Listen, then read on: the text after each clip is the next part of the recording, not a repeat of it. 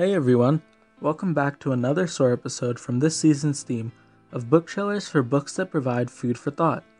If you haven't already, be sure to listen to last week's episode on the book The Giving Tree. Today's book trailer is for a collection of short stories compiled into a fictional memoir based on real events, The Things They Carried by Tim O Brien. The protagonist is Tim O Brien himself, a soldier in the Alpha Company during the Vietnam War. The various short stories help to illustrate the things the soldiers carried during the war, hence the title. Some of these things were literal, such as candy, matches, morphine, and rifles, while others were things such as guilt and fear. Ted Lavender is the first to die from the Alpha Company.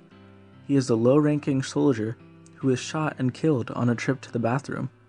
His commanding officer, Lieutenant Jimmy Cross, blames himself for Ted's death because during the incident, he was distracted by thoughts of his college crush, Martha.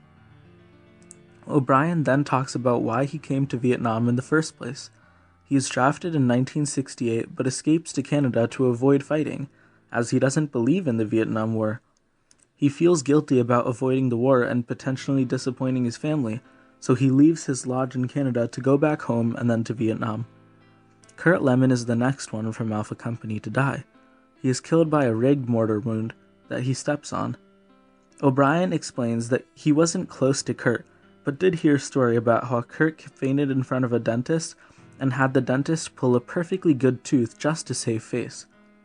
Lee Strunk is killed similarly to Kurt, as he also steps on a landmine. The death most focused on in the novel is that of Kiowa, as Norman Boker, a soldier from Alpha Company, turns on a flashlight which alerts the enemy of their position and causes a mortar round to be fired at them and kills Kiowa.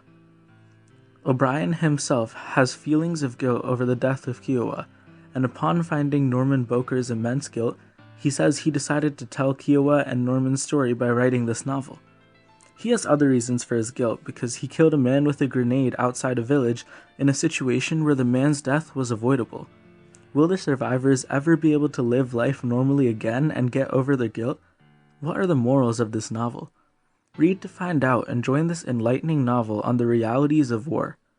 For me, this book was a bit confusing at times due to discrepancies between Tim O Brien the character and Tim O Brien the author, as well as the fictional circumstances in some scenarios. It was a heavy novel, and to be honest, it wasn't one of my favorite ones. Still, I think it's full of important lessons and is certainly worth the read. This book is full of war, horror, death, travesty, lessons, friendship, family, hope, morals, and is truly a book that I would recommend. Thank you so much for listening. If you enjoyed today's episode, be sure to leave a rating and a review, and to spread the word about SOAR to help achieve its goal of promoting reading. I implore you,